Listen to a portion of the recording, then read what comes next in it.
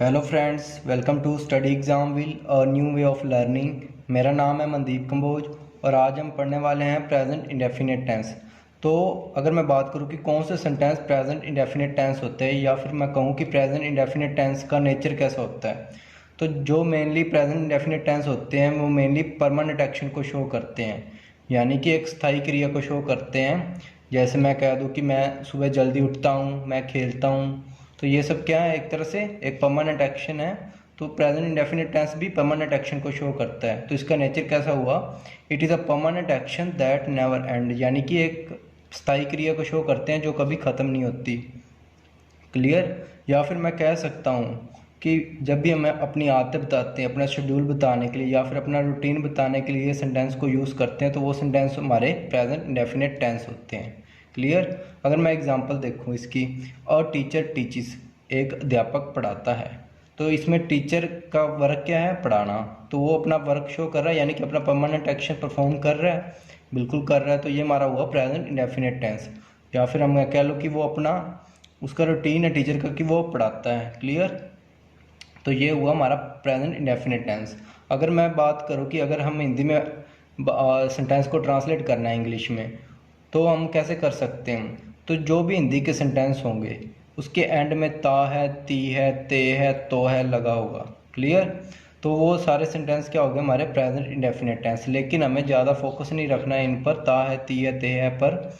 ये एक तरह से कह लो क्राइमिंग का ही पार्ट है। लेकिन अगर हम बेसिकली अगर शुरुआत कर रहे हैं तो इसके साथ अगर शुरुआत करें तो आसानी से हम शुरुआत कर सकते हैं। लेकिन हमें मेनली इन चीज़ों पर ही फोकस रखना है कि अगर हम आदतें बता रहे हैं, शेड्यूल बता रहे हैं, रूटीन बता रहे हैं या फिर कोई परमानेंट एक्शन है, तो वो हमारे प्रेजेंट इंडेफिनिट टेंस होंगे। या फिर इन सेंटेंस को हम प्रेजेंट इंडेफिनिट टेंस में लिख सकते हैं। अगर मैं इसकी स्ट्रक्चर की बात करूँ तो प्रेजेंट इंडेफिनिट टेंस की स्ट्रक्चर कैसी होगी। अगर मैं कहूँ कि अगर थर्ड पर्सन है सब्जेक्ट हमारा, यानी कि ही लगा है स्टार्टिंग में सेंटेंस के सब्जेक्ट की जगह, या फिर शी लगा है सब्जेक्ट की जगह, या फिर इट लगा है सब्जेक्ट की जगह, या फिर कोई भी थर्ड पर्सन है, अगर वो सिंगुलर है, यानी कि हमारा सब्जेक्ट अगर थर्ड पर्सन है और वो सिंगुलर है, तो उस केस में और वो सेंटेंस भी एक्टिव है। क्लियर। अगर थर्ड पर्सन है और वो सिंगुलर है और वो सेंटेंस भी एक्टिव है, एक्टिव सेंटेंस है, तो इस केस में हम वर्ब की फर्स्ट फॉर्म के साथ एस या एस का यूज़ करेंगे। क्लियर। इसकी एग्जांपल है वो जानता है, यानी कि ही नोस, ये होगी इसकी इंग्लिश। तो इसमें ही क्या था, हमारा थर्ड पर्सन था और सिंगुलर भी था, यानी कि एक ही व्यक्ति था।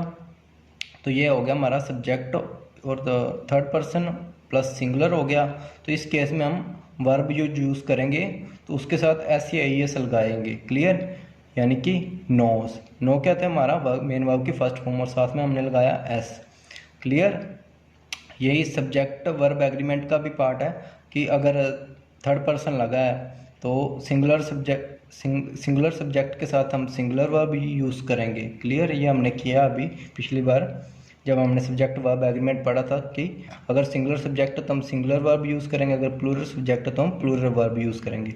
आगे मैं बात करूँ अगर सेंटेंस पैसिव में आ जाए, पैसिव सेंटेंस यानी अगर सब्जेक्ट पर वर्क हो रहा है। क्लियर। हमने ये भी बताया था कि पैसिव सेंटेंस कौन से होते हैं, एक्टिव सेंटेंस कौन से होते हैं। एक्टिव सेंटेंस वो सेंटेंस थे जिसमें सब्जेक्ट खुद वर्क कर रहा था, जैसे ये है सेंटेंस ही नोस, इसमें सब्जेक्ट जानता है वो वर्क कर रहा है। अगर पैसिव सेंटेंस तो इसमें सब्जेक्ट पर वर्क हो रहा है, जैसे इसकी एग्जांपल है सरकार 5 सालों के लिए चुनी जाती है। इसमें सरकार खुद को तो नहीं चुनती, लोग चुनते हैं सरकार को। तो इसमें सब्जेक्ट था हमारा गवर्नमेंट, लेकिन गवर्नमेंट खुद को चूज़ नहीं कर सकती, खुद को इलेक्ट नहीं कर सकती, लोग ही इलेक्ट करते हैं। तो इस केस में हमारा सेंटेंस जो है पैसिव सेंटेंस हो गया था, क्योंकि इसमें गवर्नमेंट पर वर्क कर रहे थे एक तरह से। अगर पैसिव सेंटेंस आ जाए और हमारा सब्जेक्ट हो थर्ड पर्सन प्लस अगर सिंगुलर हो, तो इस केस में हम इज एम आर का यूज़ करेंगे साथ में वर्ब की थर्ड फॉर्म का। क्लियर। अगर एक्टिव सेंटेंस था तो हम वर्ब की फर्स्ट फॉर्म के साथ एस ई आई एस लगा रहे थे। अगर पैसिव में चला गया तो इज एम आर प्लस हम वर्ब की थर्ड फॉर्म का यूज़ करेंगे। जैसे ये एग्जांपल सरकार 5 सालों के लिए चुनी जाती है, तो इसकी इंग्लिश क्या होगी, government is elected for 5 year. इसमें हम गवर्नमेंट पर वर्क कर रहे थे, यानी कि इसमें गवर्नमेंट पर वर्क हो रहा था, तो ये हमारा चला गया था पैसिव सेंटेंस में। इसलिए हमने इसमें is am are plus verb की थर्ड फॉर्म का यूज़ किया है इंस्टेड ऑफ वर्ब की फर्स्ट फॉर्म प्लस एस या ई एस का यूज़ हमने नहीं किया।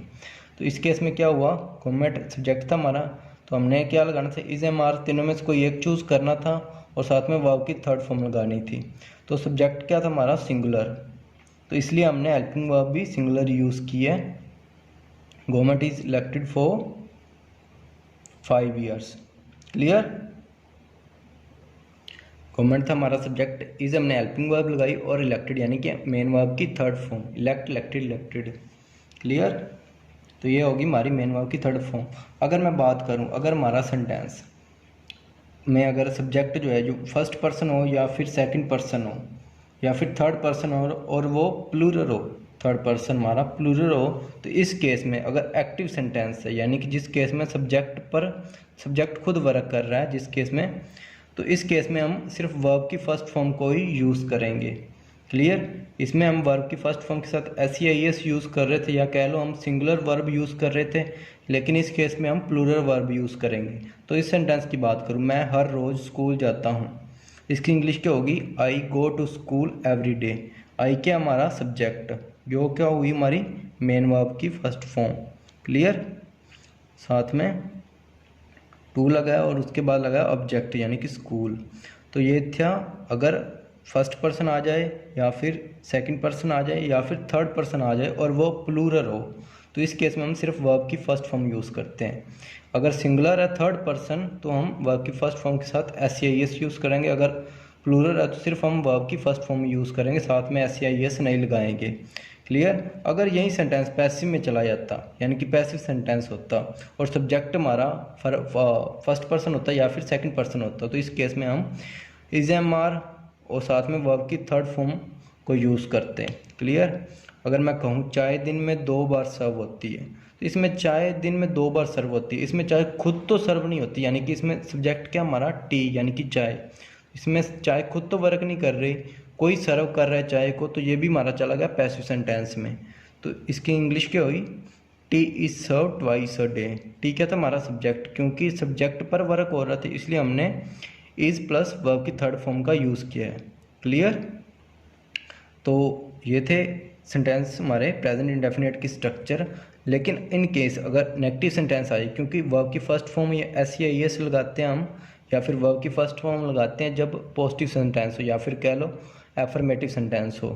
अगर नेगेटिव में चला जाए सेंटेंस या फिर कोई कह लो इंटेरोगेटिव सेंटेंस आ गए, तो उस केस में हम डज का यूज़ करेंगे अगर हमारा थर्ड पर्सन सिंगुलर है।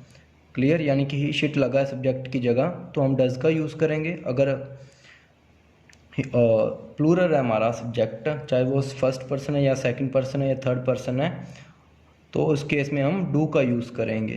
क्लियर? अगर नेगेटिव हो या फिर इंटेरोगेटिव सेंटेंस हो। तो ये थी प्रेजेंट इंडेफिनिट टेंस की स्ट्रक्चर। आगे इसकी सेंटेंस के देखते हैं कैसे बनते हैं प्रेजेंट इंडेफिनिट टेंस से। तो जो हमारा नेक्स्ट आगे सेंटेंस है जो वो है वो जानता है, तो इसको अगर मैं बात करूँ वो जानता है, यानी कि इसमें जो हमारा सब्जेक्ट है वो क्या थर्ड पर्सन है, प्लस सिंगुलर भी है, प्लस एक्टिव सेंटेंस भी है ये। क्लियर? क्योंकि वो जो हमारा सब्जेक्ट है वो खुद वर्क कर रहा है, तो हमारा सेंटेंस क्या हुआ? एक्टिव हुआ या फिर पैसिव हुआ? तो ये सेंटेंस हुआ एक्टिव। अगर मैं बात करूँ हमारा सब्जेक्ट सिंगुलर है या प्लूरल है, यानी कि वो यानी कि थर्ड पर्सन यानी कि ही, ये सिंगुलर है या प्लूरल? सिंगुलर है। क्लियर? प्लस पॉजिटिव है या फिर नेगेटिव है? पॉजिटिव है, तो ये हमारा हुआ एफर्मेटिव। ये हुई सेंटेंस की टाइप, क्या हुई? एफर्मेटिव। तो इस सेंटेंस की स्ट्रक्चर कैसी होगी? क्लियर? तो इस सेंटेंस की यानी कि वो जानता है इसकी स्ट्रक्चर होगी, इस केस में हम यूज़ करेंगे, पहले हम सब्जेक्ट लगाएंगे, फिर मेन वर्ब की फर्स्ट फॉर्म के साथ हम SEIS का यूज़ करेंगे और साथ में ऑब्जेक्ट का यूज़ करेंगे। SEIS का यूज़ क्यों कर रहे हैं हम? क्योंकि हमारा सब्जेक्ट क्या है? सिंगुलर, तो सिंगुलर के साथ हम सिंगुलर वर्ब ही यूज़ करते हैं। तो इस सेंटेंस की इंग्लिश क्या होगी? वो जानता है, इसकी इंग्लिश होगी ही नोस। क्लियर? इसकी इंग्लिश होगी ही नोस। क्लियर? यानी कि नो थी हमारी वर्ब की फर्स्ट फॉर्म, हमने साथ में लगा दिया एस। अगर मैं नेक्स्ट एग्जांपल देखूं, यहाँ पर किताबें बेची जाती हैं, तो ये सेंटेंस एक्टिव है या पैसिव? तो यहाँ पर किताबें बेची जाती, किताबें खुद तो बिक नहीं रही, कोई बेच रहा है इसको, तो ये सेंटेंस चला गया हमारा पैसिव में। प्लस इसमें हमारा सब्जेक्ट क्या होगा? किताबें यानी कि बुक्स। बुक्स सिंगुलर है या प्लूरल है? प्लूरल है। क्लियर? और सेंटेंस पॉजिटिव है या नेगेटिव है, पॉजिटिव है यानी कि अफर्मेटिव है, तो इसकी स्ट्रक्चर कैसी होगी, सब्जेक्ट लगाएंगे पहले, क्योंकि पैसिव है सेंटेंस तो हम लगाएंगे इज एम आर, इन तीनों में से किसी का यूज़ करेंगे, साथ में मेन वर्ब की थर्ड फॉर्म, और लास्ट में लगाएंगे ऑब्जेक्ट। क्योंकि हमने अभी देखा कि जो हमारे पैसिव सेंटेंस होते हैं उसमें हम is am are plus verb की थर्ड फॉर्म यूज़ करते हैं, चाहे वो थर्ड पर्सन का केस हो, चाहे वो फर्स्ट पर्सन या फिर सेकंड पर्सन का केस हो, दोनों में सेम ही चीज़ लगेगी। क्लियर। इस सेंटेंस की बात करूँ, यहाँ पर किताबें बेची जाती है, तो इसकी स्ट्रक्चर क्या होगी, सब्जेक्ट या फिर इसके बाद हम इज एम आर, तीनों में से कोई एक चीज़ लगाएंगे, साथ में मेन वर्ब की थर्ड फॉर्म को लगाएंगे और एंड में ऑब्जेक्ट लगाएंगे। तो इस सेंटेंस को इंग्लिश क्या होगी, यहाँ पर किताबें बेची जाती हैं, इसकी इंग्लिश होगी बुक्स, क्योंकि ये क्या है, प्लूरल, सब्जेक्ट क्या हमारा प्लूरल, तो इसके साथ हम प्लूरल वर्ब भी यूज़ करेंगे, यानी कि are. Books are sold here, sold क्या हमारी मेन वर्ब की third form, sell sold, sold first form होती है सेल, सेकंड होती है सोल्ड, थर्ड भी होती है सोल्ड।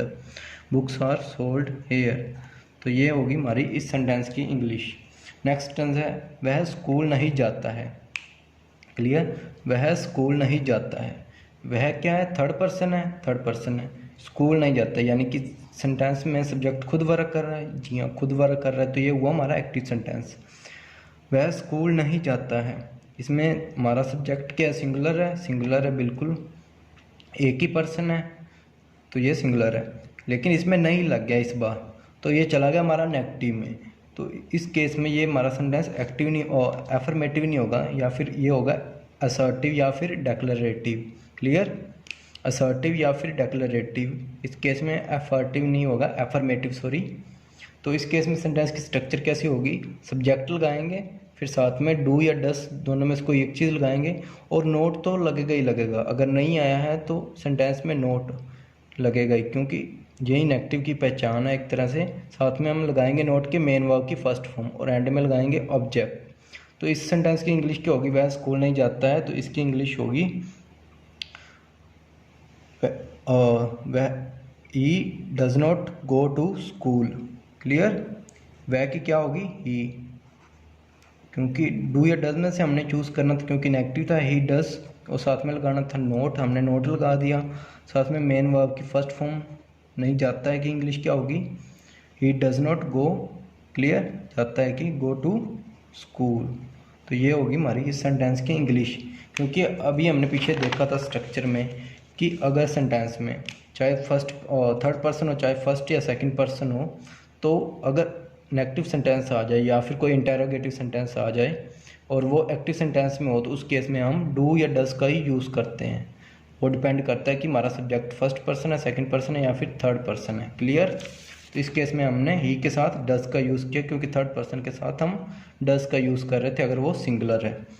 नेक्स्ट सेंटेंस है क्या तुम अपने माता पिता की मदद करते हो, तो इसमें तुम अपने माता पिता की मदद करते हो, तो ये क्या है, एक तरह से एक्टिव सेंटेंस है, क्योंकि इसमें सब्जेक्ट क्या है, तुम, यानी कि आप, या कह लो यू, तो यू यानी कि सब्जेक्ट है हमारा यू, और वो खुद वर्क कर रहा है, तो ये हुआ हमारा एक्टिव सेंटेंस।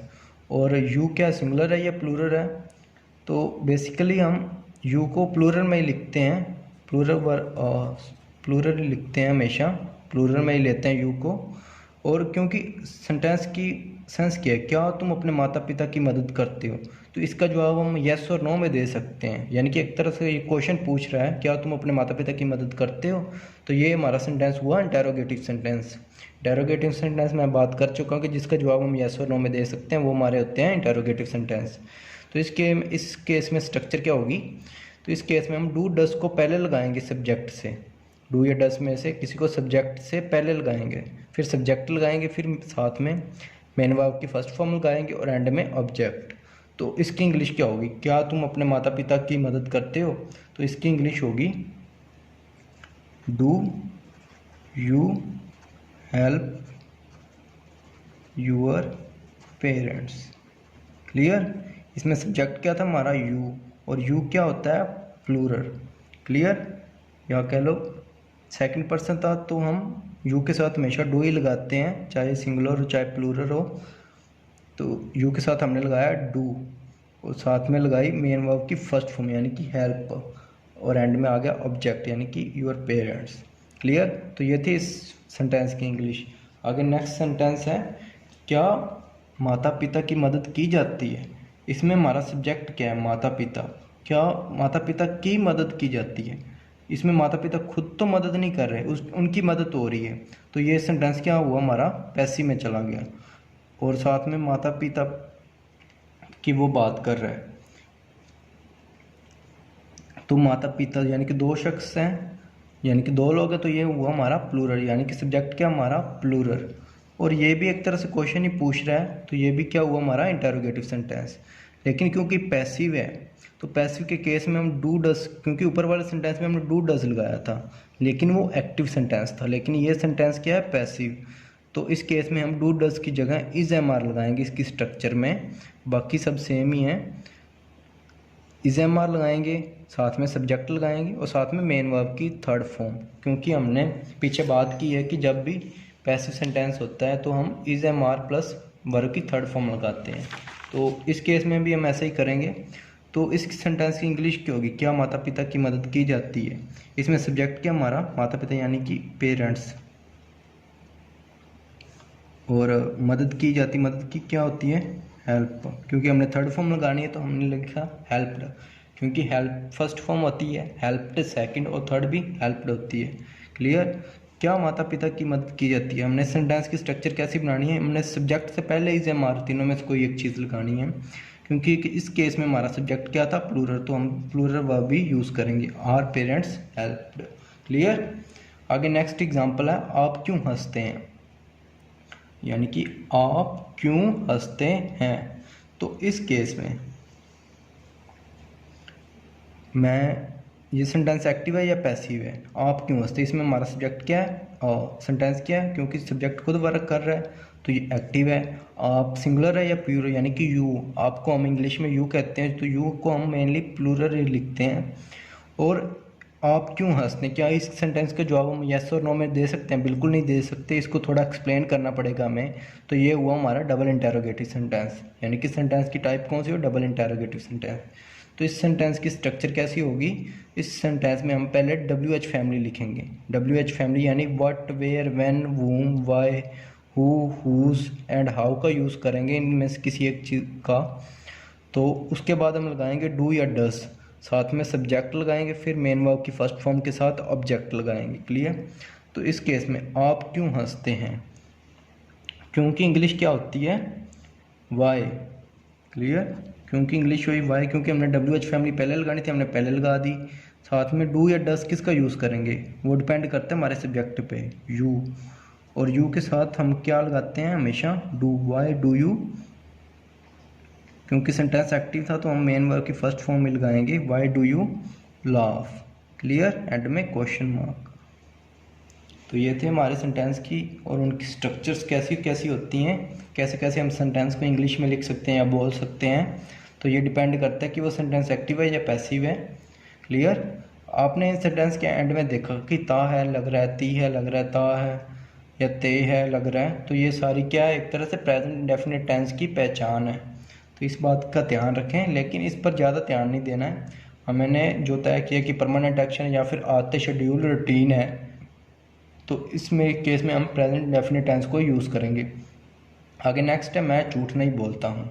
इसकी इंग्लिश क्या होगी, मैं यानी कि आई फर्स्ट पर्सन है, तो फर्स्ट पर्सन, मैं झूठ नहीं, नहीं आगे तो हम डू या डस का यूज़ करेंगे। आई के साथ हम क्या लगाते हैं, डू, और साथ में नोट, क्योंकि नहीं लगा, आई do not.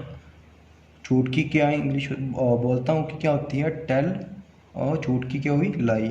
I do not tell a lie. तो ये सेंटेंस किसके साथ सिमिलर था, I do not tell a lie, तो ये था हमारा ये वाला सेंटेंस, थर्ड सेंटेंस है, जो ये दोनों सेम सेंटेंस ही हैं। मैं बस इसको ट्रांसलेट कर रहा हूँ। क्लियर। क्योंकि आई मारा था सिंगुलर, तो इसके साथ हमने, सॉरी फर्स्ट पर्सन था तो इसलिए हमने इसके साथ डू का यूज़ किया। आगे नेक्स्ट कुत्ता भौंकता है।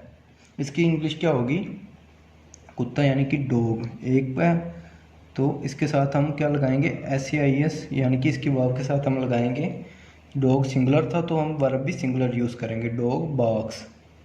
क्लियर। यह रोड मुंबई को जाती है, तो इसकी इंग्लिश क्या होगी, यह रोड मुंबई को जाती है, तो इसकी इंग्लिश क्या होगी? यह रोड यानी कि दिस रोड मुंबई को जाती है। एंड में क्या आ रहा है? ये तो हमें पता चल गया कि ये इंडेफिनेट है।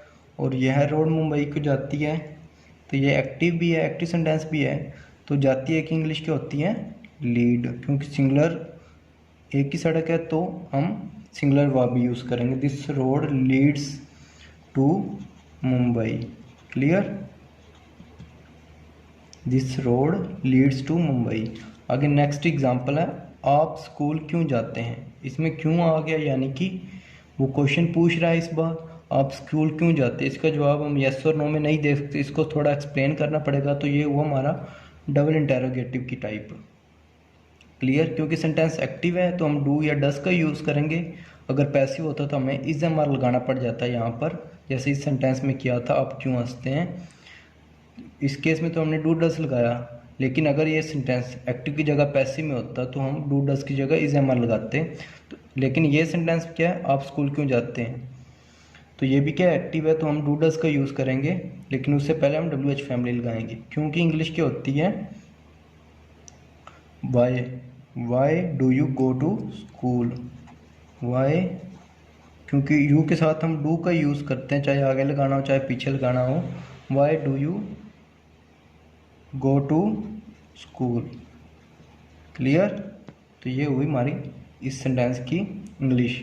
डू क्या था, हमने डू लगाना था, उसके बाद सब्जेक्ट लगाना था, उसके साथ मेन वर्ब की फर्स्ट फॉर्म। तो हमने डू लगाया, सब्जेक्ट लगाया, उसके साथ लगाई मेन वर्ब की फर्स्ट फॉर्म। क्लियर? आगे नेक्स्ट है, क्या आप सफल होना जानते हैं? तो इसकी इंग्लिश क्या होगी? क्या आप सफल होना जानते हैं। ये भी एक तरह से डबल इंटेरोगेटिव ही है, बिल्कुल। तो क्या ये डबल इंटेरोगेटिव है? बिल्कुल नहीं, ये इंटेरोगेटिव, क्योंकि इस सेंटेंस का जवाब हम येस और नो में दे सकते हैं। क्या आप सफल होना जानते हैं, तो इस केस में ये सेंटेंस क्या है? एक्टिव है, क्योंकि इसमें सब्जेक्ट वर्क करना है सब्जेक्ट को। तो ये सेंटेंस हुआ हमारा बिल्कुल इस टाइप के हिसाब से। डू कुछ डस लगाएंगे पहले, फिर सब्जेक्ट लगाएंगे, फिर मेन वर्ब की फर्स्ट फॉर्म के साथ ऑब्जेक्ट लगाएंगे। क्या आप सफल होना जानते हैं, इसकी इंग्लिश क्या होगी? क्योंकि हमने पहले क्या लगाना है, डू या डस में से आपकी इंग्लिश क्या होती है? यू के साथ हम डू का यूज़ करते हैं। डू यू नो, क्योंकि हमने मेन वर्ब की फर्स्ट फॉर्म लगानी है, जैसे इस केस में लगाया है। उसके बाद ऑब्जेक्ट या फिर जो भी दिया हुआ है, how to be successful. Clear? तो ये था हमारा प्रेजेंट इंडेफिनिट और उसके रिगार्डिंग सब्जेक्ट। ये सारी चीज़ें जो मैंने बताई हैं ये तो सिर्फ आपको समझाने के लिए थी। आपको जब पेपर में आई तो आपने सीधा ही उनकी इंग्लिश बना लेनी है अपने दिमाग में ही, इन सभी चीज़ों को ध्यान में रखकर। क्लियर? ये सारी चीज़ें को ध्यान में रखना और सेंटेंस की इंग्लिश में ट्रांसलेट कर लेना। क्लियर? तो आज के लिए बस इतना ही। आगे नेक्स्ट करेंगे प्रेजेंट कॉन्टिन्यूस टेंस, और उसमें हम बिल्कुल उनकी स्ट्रक्चर देखेंगे और बाकी चीज़ें भी देखेंगे और डिस्कस करेंगे उसके बारे में। तो आज के लिए बस इतना ही। Thank you very much.